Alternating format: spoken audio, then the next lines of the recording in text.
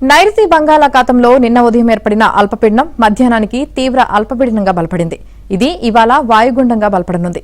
వాయుగుండం ఎక్కడ తీరం దాటుతుందో వాతావరణ శాఖ వెల్లడించలేదు.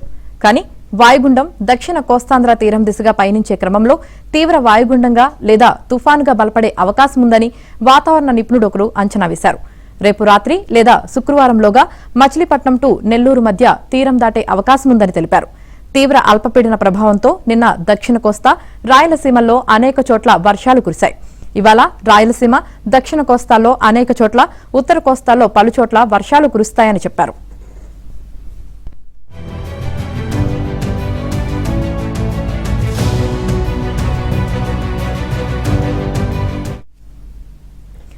నెల్లూరు, తిరుపతి, చిత్తూరు జిల్లాలో అతి భారీ, అన్నమయ్య, శ్రీ సత్యసాయి జిల్లాలో భారీ వర్షాలు కురుస్తాయి. దక్షిణ కోస్తా తీరం వెంబడి బలమైన గాలులు వీస్తున్నందున మత్స్యకారులు సముద్రంలో చేపల వేటకు వెళ్లరాదని వాతావరణ శాఖ హెచ్చరించింది. మరోవైపు ఆగ్నేయ అరేబియా సముద్రంలోని అల్పపీడనం సోమవారం బలపడి తీవ్ర అల్పపీడనంగా మారింది. ఇదిలా ఉండగా ఈ నెల 24 లేదా 25న దక్షిణ బంగాళాఖాతంలో మరో అల్పపీడనం ఏర్పడనుంది. ఇది బలపడి వాయుగుండంగా మారి ఉత్తర తమిళనాడు, దక్షిణ కోస్తా తీరం దిశగా వచ్చే అవకాశం ఉందని వాతావరణ నిపుణుడు ఒకరు తెలిపారు.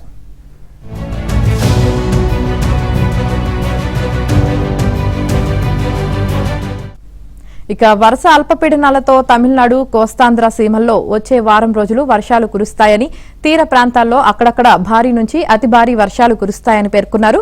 ఇంకా వచ్చే నెల తొలి వారంలో బంగాళాఖాతంలో మరో అల్పపీడనం ఏర్పడే అవకాశం ఉందన్నారు. అలాగే రానున్న 5 రోజులు రాష్ట్ర వ్యాప్తంగా పిడుగులతో కూడిన వర్షాలు విస్తారంగా కురుస్తాయని విపత్తుల నిర్వహణ సంస్థ ప్రకటించింది. ఇవాళ ప్రకాశం, నెల్లూరు, తిరుపతి జిల్లాలో కొన్ని చోట్ల భారీ నుంచి అతి భారీ వర్షాలు పడతాయని వివరించింది.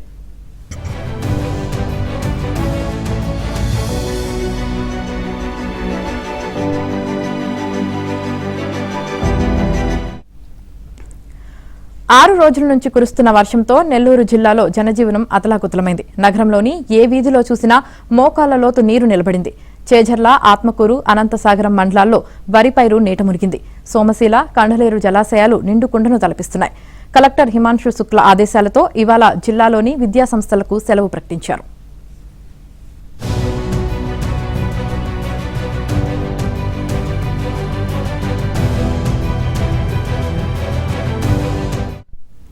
ఇక తిరుమలలోనూ మంగళవారం జోరుగా వాన కురిసింది. శ్రీవారి ఆలయ ప్రాంతంతో పాటు మాడ వీధులు, రోడ్లు, కాటేజీ ప్రాంతాలు తడిసి ముద్దయ్యాయి.